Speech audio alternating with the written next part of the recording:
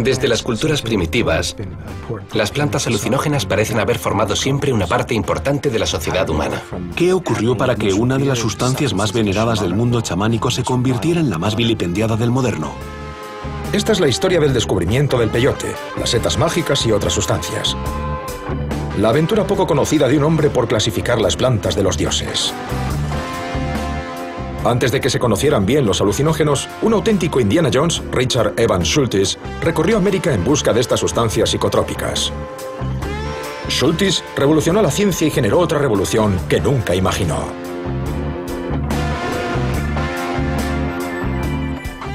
Del peyote al LSD, una odisea psicodélica.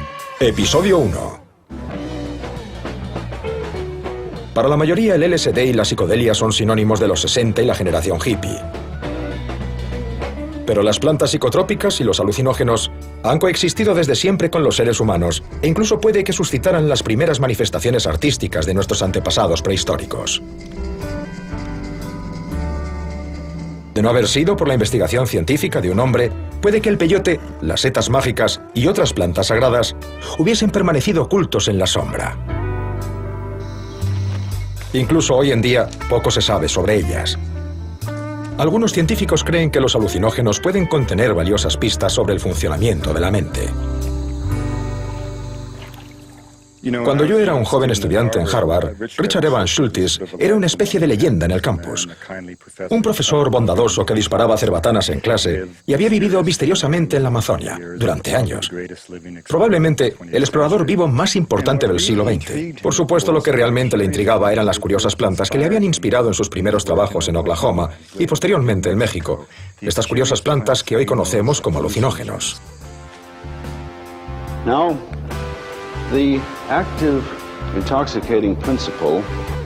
A finales de 1973, llamé a la puerta del despacho de Schultes. 2 semanas más tarde me encontraba en la Amazonia viviendo entre muchas de las mismas tribus que Schultes había visitado 30 años antes. Como antropólogo y explorador botánico, pude compartir numerosas aventuras similares. Perderme en la selva, eludir extrañas enfermedades y participar en ceremonias sagradas. En todos mis años de exploración, su ejemplo fue siempre mi inspiración. Yo hacía lo que él me dijera, ya fuese investigar zombies en Haití o buscar nuevos alucinógenos en la selva amazónica. Posteriormente empleé años en la investigación y redacción de su biografía, titulada Un río. Cuanto más conocía acerca de sus hazañas, más me asombraba este hombre.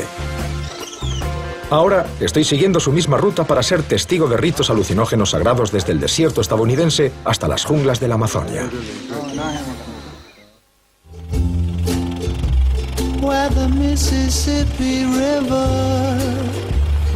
En el verano de 1936, un estudiante de Harvard de 21 años dejó Boston para iniciar uno de los viajes más largos y extraños del siglo XX.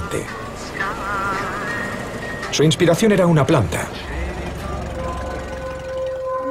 En un libro alemán poco conocido, Richard Evans Schultes había leído acerca de un pequeño cactus alucinógeno que podía inducir otras visiones mundanas. Su nombre era peyote. Estaba tan impresionado que decidió dejarlo todo para estudiarla. Encontró inspiración en su profesor, Aux Ames, director del Museo Botánico, quien animaba a los estudiantes de su clase a probar exóticos estimulantes e incluso alcohol destilado durante la ley seca.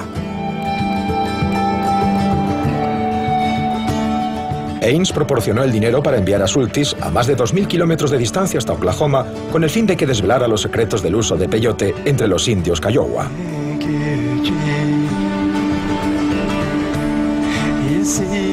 El peyote crece en el sudeste estadounidense y en el norte de México.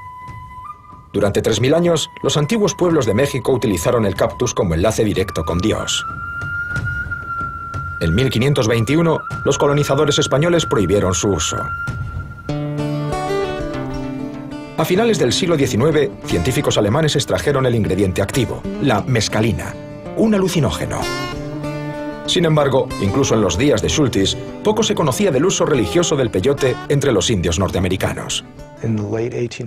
A finales del siglo XIX y principios del XX, había pocas personas no indias que experimentaran con él. Algunos norteamericanos, personas cultas como Will Mitchell y el filósofo William James, estaban experimentando con el peyote y lo describían de formas muy interesantes. La visita de Schultes a los Kiowa tenía su lógica. Esta tribu ya había recibido en otra ocasión la visita de su nuevo compañero de viaje, el licenciado y antropólogo Weston La Barre. Esta iba a ser una aventura extraordinaria. Tenían un Studebaker de 1928. El trayecto hasta Oklahoma duró días. El estado de algunas carreteras les hizo emplear hasta 12 horas en recorrer 100 kilómetros. Además, no había ninguna garantía de qué encontrarían al final de su viaje. And the federal government battled a nation of lawbreakers. The law of the land said it was illegal to drink, but very few. La partida de Schultes coincidió con el final con derrota de una guerra de 14 años contra el alcohol. Aunque se había levantado la prohibición, una nación que había demonizado el ron no estaba preparada para legalizar un cactus psicotrópico.